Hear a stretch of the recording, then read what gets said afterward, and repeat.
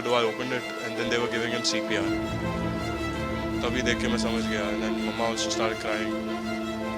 ప్రముఖ నటుడు ప్రదీప్ రావత్ పేరు వినగానే చాలామందికి సై సినిమాలోని భీకరమైన విలన్ పాత్ర గుర్తుకు వస్తుంది.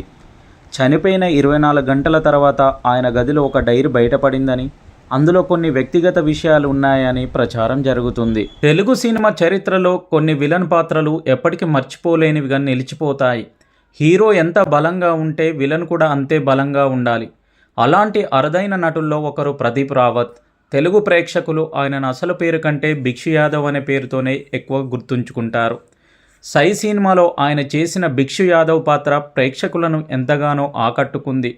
ఆ ఒక్క పాత్రతోనే ఆయన కోట్లాది తెలుగు ప్రేక్షకుల మనసుల్లో ప్రత్యేక స్థానం సంపాదించారు. ప్రదీప్ రావత్ మొదట సినిమా రంగంలోకి హీరోగా కాదు, విలన్గా అడుగుపెట్టారు. తన భారీ శరీరాకృతి, గంభీరమైన స్వరం, కళ్ళతోనే భయపెట్టే నటన వల్ల దర్శకుల దృష్టిని ఆకర్షించారు.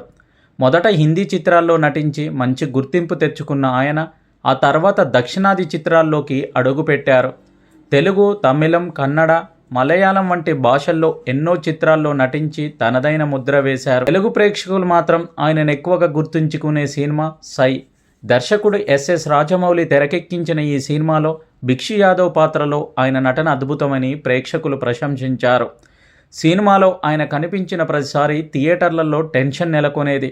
ఆయన మాట తీరు, శరీర భాష, విలనిజం పాత్రను మరింత బలంగా నిలబెట్టాయి. సై సినిమా తర్వాత ఆయనకు వరుసగా తెలుగు చిత్రాల్లో అవకాశాలు వచ్చాయి. స్టార్ హీరోల సినిమాల్లో ప్రధాన పాత్రగా విలన్గా నటించారు. ఆయన నటించిన ప్రతి సినిమాలో ఒక ప్రత్యేకత ఉండేది. హీరోతో పోటీపడే స్థాయిలో తన పాత్రను బలంగా నిలబెట్టేవారు. విలన్ అంటే కేవలం కోపంగా చూడడం కాదు, భావోద్వేగాలు, తెలివితేటలు, భయాన్ని కలిగించే నటన కూడా అవసరమని ఆయన నిరూపించారు. ప్రదీప్ రావత్ కేవలం తెలుగు సినిమాల్లోనే కాదు, బాలీవుడ్లో కూడా అనేక చిత్రాల్లో నటించారు. విభిన్న భాషల్లో పనిచేసి తన ప్రతిభను చాటుకున్నారు. ఏ పాత్ర ఇచ్చినా దానిలో పూర్తిగా లీనమై నటించడం ఆయన ప్రత్యేకత. అందుకే దర్శకులు కూడా ఆయనను ఎంతో నమ్మకంగా ఎంపిక చేసుకునేవారు. సినీ జీవితంలో ఎన్నో విజయాలు సాధించినప్పటికీ ఆయన చాలా సాదాసీదా వ్యక్తిగా ఉండేవారని ఆయనతో పనిచేసిన వారు చెబుతుంటారు.